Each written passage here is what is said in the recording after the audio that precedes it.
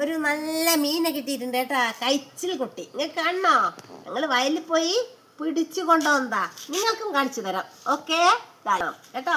വന്നോ, ഞങ്ങളുടെ കൈച്ചിൽ കുട്ടി. വടിയെടുത്തോണ്ട് ആ വയലിൽ പോയി പിടിച്ചു കൊണ്ടുവന്നതാണ്.